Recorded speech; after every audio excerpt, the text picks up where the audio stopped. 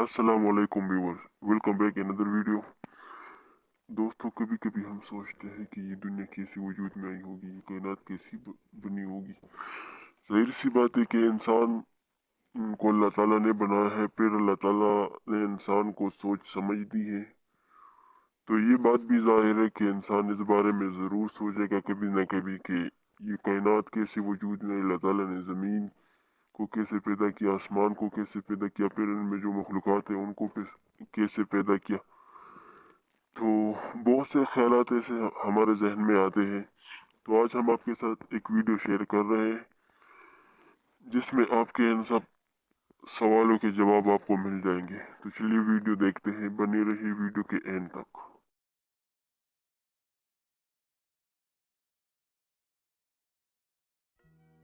मोहतरम सामईन, अस्सलामु अलैकुम वरहमतुल्लाहि वबरकातुह।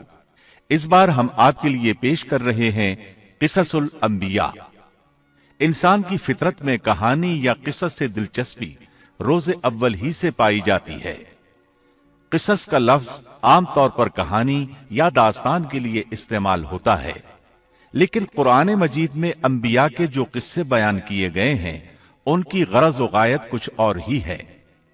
अल्लाह ताला ने इंसानियत का आगाज फरमाते ही अंबिया का सिलसिला शुरू फरमाया।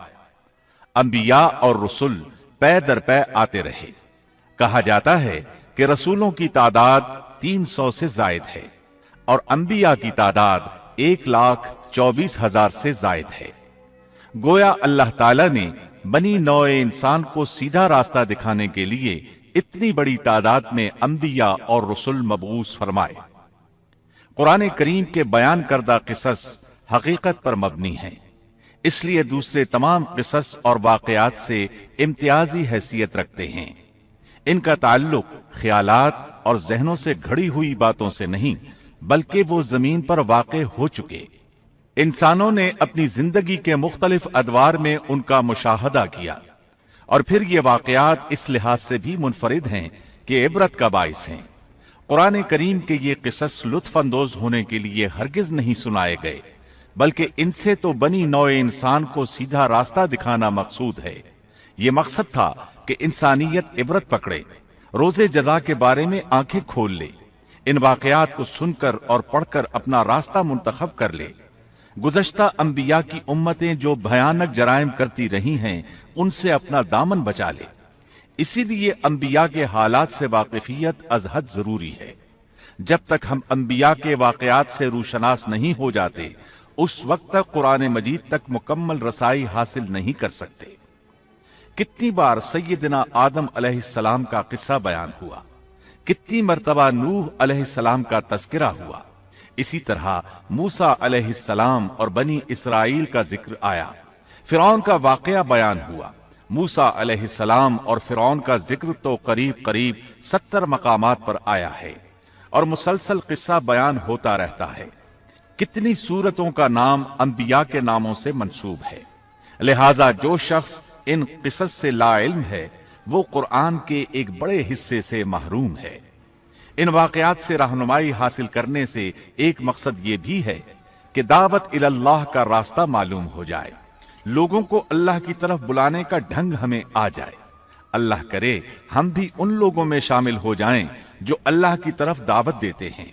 हम भी नेकी का हुक्म करने और बुराई से रोकने वाले बन जाएं।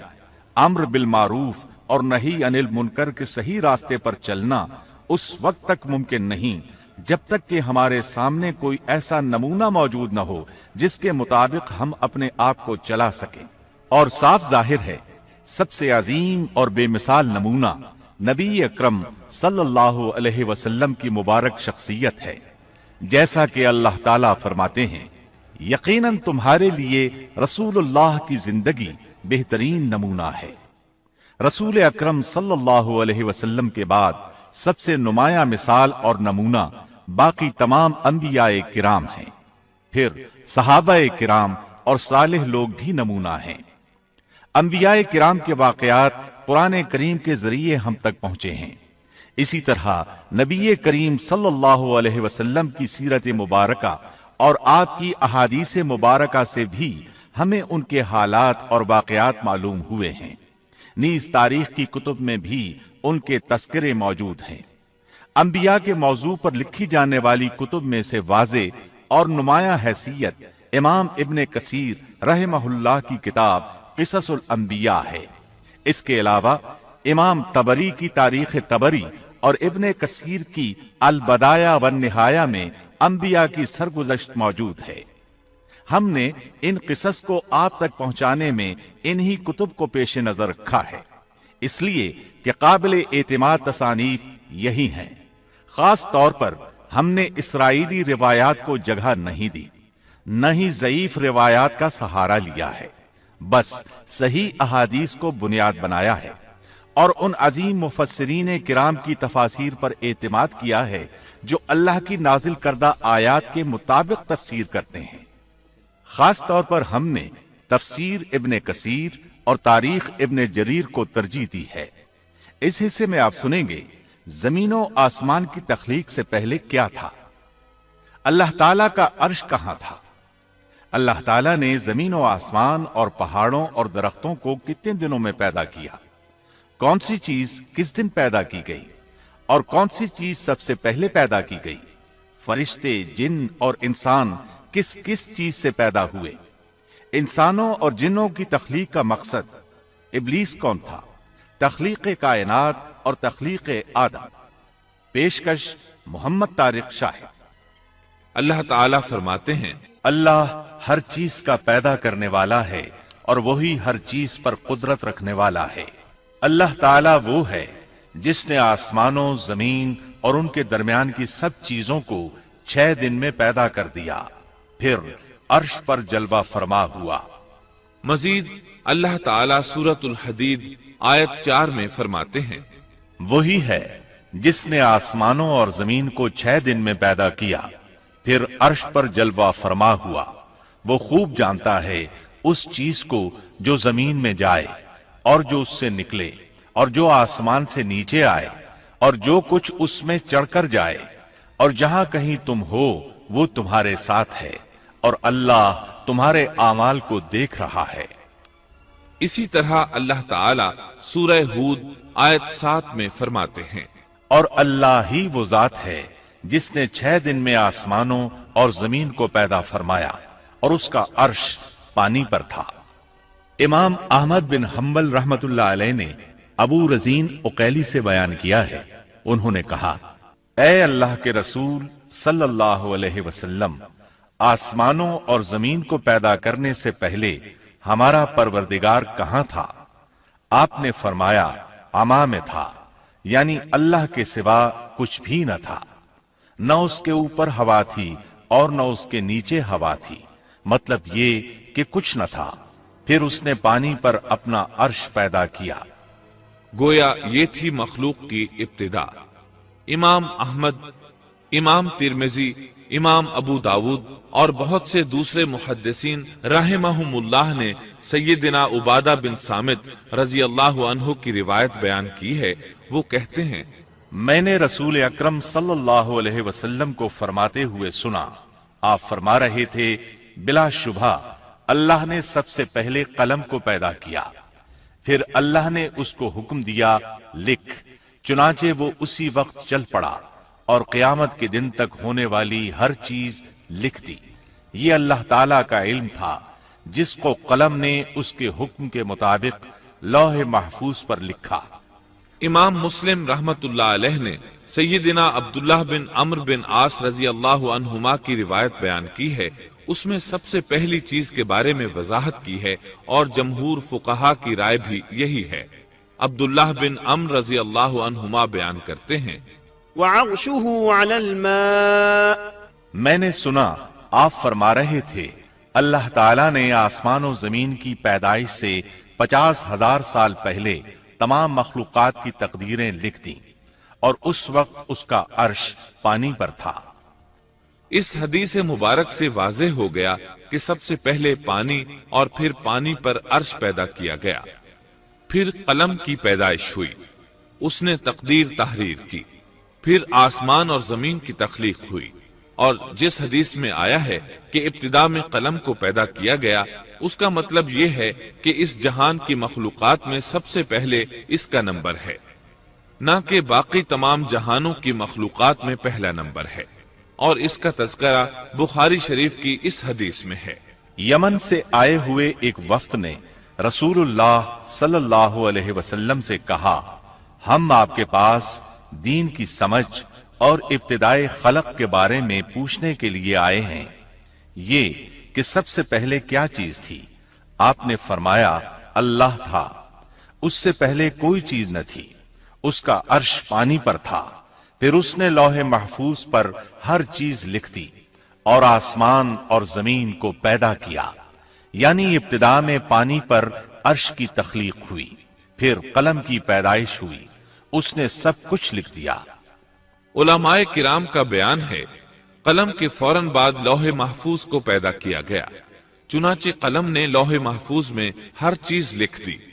اس کے بعد کائنات کی باقی مخلوقات اور آسمان و زمین کی پیدائش معرض وجود میں آتی گئی۔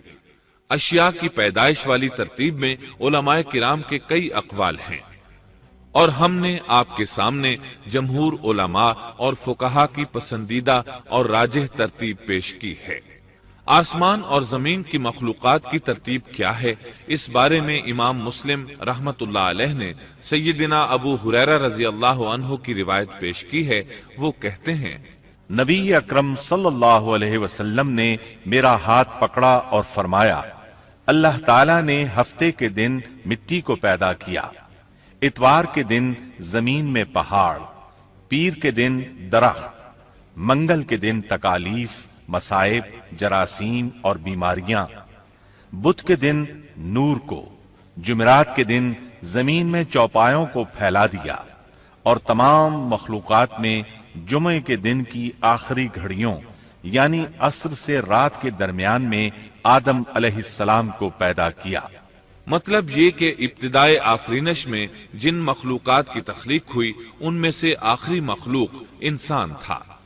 اس حدیث میں مختلف حالات کو نہایت وضاحت سے بیان کیا گیا ہے۔ اس سے بخوبی پتہ چل گیا کہ ابتدائی مخلوقات کی ترتیب کیا تھی۔ ان میں سے آخری نمبر آدم علیہ السلام کا تھا، جبکہ آدم علیہ السلام نسل انسانی میں سب سے پہلے اور تمام انسانوں کے باپ ہیں۔ انسانوں سے پہلے فرشتے اور جن پیدا ہو چکے تھے۔ صاحب عقل مخلوقات میں سب سے پہلا نمبر فرشتوں کا، دوسرا نمبر جنوں کا اور آخری نمبر انسانوں کا ہے۔ فرشتوں کا اصل ٹھکانہ آسمان ہے۔ اللہ تعالی سورۃ الشورى آیت 5 میں فرماتے ہیں، قریب ہے کہ آسمان اپنے اوپر سے پھٹ پڑے اور تمام فرشتے اپنے رب کی تسبیح اور تحمید بیان کر رہے ہیں اور زمین والوں کے لیے استغفار کر رہے ہیں۔ خبردار، اللہ تعالی معاف کرنے والا، رحمت کرنے والا ہے۔ مسلم شریف میں ہے، سیدہ عائشہ صدیقہ رضی اللہ عنہا سے روایت ہے کہ نبی اکرم صلی اللہ علیہ وسلم نے فرمایا، فرشتوں کو نور سے اور جنوں کو آگ سے پیدا کیا گیا، اور آدم کو اس چیز سے پیدا کیا گیا جو تمہارے لیے بیان کر دی گئی، یعنی مٹی سے۔ فرشتوں کی تخلیق کے بعد جنوں کو پیدا کیا گیا۔ جنوں کو بھی انسانوں سے پہلے پیدا کیا گیا تھا، جیسا کہ اللہ تعالی سورۃ الحجر آیت 27 میں فرماتے ہیں، اور اس سے پہلے جنات کو ہم نے لو والی آگ سے پیدا کیا۔ جنات کے بارے میں بہت زیادہ آیات و احادیث موجود ہیں۔ اللہ تعالی فرماتے ہیں، اور جنات کو آگ کے شعلے سے پیدا کیا گیا۔ مارج آگ کے بھڑکتے شعلے کے کنارے کو کہتے ہیں۔ گویا جنوں کو آگ کی جڑ سے نہیں بلکہ آگ کے شعلوں کے کنارے سے پیدا کیا گیا ہے۔ قرآن مجید میں اللہ تعالی نے ابلیس شیطان کا قول نقل کیا ہے، تو نے مجھے آگ سے پیدا کیا۔ اسی طرح پہلے بھی بیان ہو چکا ہے کہ اللہ نے فرمایا، اور اس سے پہلے جنات کو ہم نے لو والی آگ سے پیدا کیا۔ یہ ہے جنات کی اصل اور بنیاد۔ ابلیس ملعون بھی جنات میں سے ہے، اور اس مسئلے میں کسی کو تردد اور شبہ نہیں ہونا چاہیے، اس لیے کہ قرآن مجید میں ہے، اور ابلیس جنوں میں سے تھا۔ मतलब یہ کہ وہ فرشتوں میں سے نہیں تھا۔ حسن بصری رحمت اللہ علیہ فرماتے ہیں وہ پلک جھپکنے کے برابر بھی فرشتوں کی جنس میں داخل نہیں ہوا اور نہ ہی وہ کبھی فرشتوں میں شمار ہوا ہے، وہ جنات میں سے ہے کیونکہ اس نے خود اقرار کیا تھا۔ اے اللہ، تو نے مجھے آگ سے پیدا کیا ہے۔ اگر یہ فرشتہ ہوتا تو اس وقت کہتا اے اللہ تو نے مجھے نور سے پیدا کیا ہے، اس لیے ابلیس کا جن ہونا روز روشن کی طرح عیاں ہے۔ سیدنا عبداللہ بن عمرو رضی اللہ عنہما اور سیدنا عبداللہ بن عباس رضی اللہ عنہما فرماتے ہیں آدم علیہ السلام سے 2000 سال پہلے جنات پیدا کیے گئے، وہ ہماری اس زمین پر رہائش پذیر تھے۔ آہستہ آہستہ وہ فسق و فجور میں مبتلا ہو گئے، جب وہ فتنہ فساد میں حد سے بڑھ گئے، ناحق خون بہانے لگے، تو اللہ تعالیٰ نے ان کی طرف فرشتوں کا عظیم لشکر بھیجا، ان سے جنات کی زبردست مارکا آرائی ہوئی۔ اس مارکا آرائی میں فرشتوں نے جنات کو تہس نہس کر دیا اور وہ سمندروں کی جزیروں میں پناہ لینے پر مجبور ہو گئے، زمین کے ہر بر اعظم سے انہیں جلا وطن کر دیا گیا، چنانچہ آج تک ان کا مسکن یہی جزیرے اور عظیم مراکز ہیں۔ یہ واقعہ آدم علیہ السلام کی تخلیق سے پہلے ہو چکا ہے۔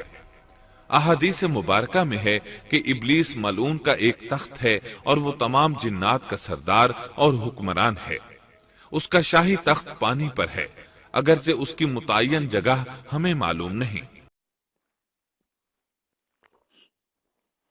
جی دوستو، یہ تھی ایک انفارمیٹو ویڈیو جس کو ہم نے آپ کے ساتھ شیئر کیا ہے۔ اس میں شیطان کے بارے میں بات کی گئی، ابلیس کے بارے میں۔ تو بہت سے لوگوں کے ذہن میں یہ خیال بھی آتا ہے کہ شیطان جو ہے اس کی تخلیق کیسے ہوئی۔ تو میں نے جہاں تک سنا ہے کہ اس ویڈیو میں بھی اس کا جو ہے نا تھوڑا سا ذکر کیا کہ آدم علیہ السلام سے پہلے اس دنیا پر جن اور جنات جو تھے ان لوگوں کی حکومت تھی، مطلب وہ لوگ یہاں پر رہ رہے تھے۔ پھر جب ان لوگوں نے اللہ تعالیٰ کی نافرمانیاں شروع کی اور زمین میں جو ہے فساد شروع کیا، تو اللہ تعالیٰ نے فرشتوں کو حکم دیا کہ جنات سے زمین کی حکومت لے لو۔ تو اس کے بعد اللہ تعالیٰ کے حکم پر فرشتوں نے وہ کیا جو اللہ تعالیٰ نے ان کو کہا، اور آج تک جو ہے وہ جنات آپ کو ایسی جگہوں پہ ملیں گے جہاں پر انسان نہیں رہتا ہو، اکثر اسی جگہ پہ ملتے۔ اب اس میں شیطان کی بات رہ گئی، تو اللہ تعالیٰ فرشتوں نے اللہ تعالیٰ کو بتایا کہ اے اللہ، ان جنات میں سے ایک نیک بندہ بھی ہے جو نیک ہے اور نیک اعمال کرتا ہے۔ تو اللہ تعالیٰ نے فرشتوں کو حکم دیا کہ اس نیک بندے کو جنت میں لے آؤ، اور باقی جتنے بھی جنات ہیں ان سب کو جو ہے ان سب سے زمین کی حکومت لے لو۔ تو پھر فرشتوں نے اللہ تعالیٰ کے حکم سے جو آج جس کو شیطان کہتے ہیں، اس کو جنت میں لے گئے اور باقی جتنے بھی مخلوق تھی ان سب سے زمین کی حکومت لے لی۔ مطلب وہ لوگ ایسی جگہوں، پہاڑوں، جزیروں اور ایسی جگہوں پہ چلے گئے جہاں پر آج کل انسان بھی نہیں رہتا۔ آج کل جو ہے نا جنات ایسی جگہوں پہ رہتے جہاں پر انسان بہت کم آتا جاتا، یا بالکل وہاں پر انسان نہیں رہتا۔ تو اسی طرح آدم علیہ السلام سے ان کی تخلیق سے پہلے کا یہ واقعہ تھا جو ہم نے آپ کے ساتھ شیئر کیا۔ پھر جب اللہ تعالیٰ نے آدم علیہ السلام کو پیدا کیا، تو پھر شیطان جو ہے اس نے اللہ تعالیٰ کی نافرمانی کی اور آدم علیہ السلام کو سجدہ نہیں کیا اور غرور کیا۔ تو پھر اللہ تعالیٰ نے ان کو شیطان کہا، اور وہ قیامت تک جو ہے شیطان رہے گا۔ تو یہ تھی ایک انفارمیٹو ویڈیو، امید کرتا ہوں کہ آپ لوگوں کو پسند آئی ہوگی۔ اس ویڈیو کی اوریجنل لنک جو ہے وہ ڈسکرپشن میں موجود ہے۔ اس کے علاوہ اگر آپ لوگوں کو اور بھی ایسی ویڈیوز چاہیے اور ایسی ویڈیوز اچھے لگتے ہیں تو میرے چینل کو سبسکرائب کر دیں اور اس ویڈیو کو اپنے دوست و احباب کے ساتھ شیئر کر دیں۔ اللہ حافظ۔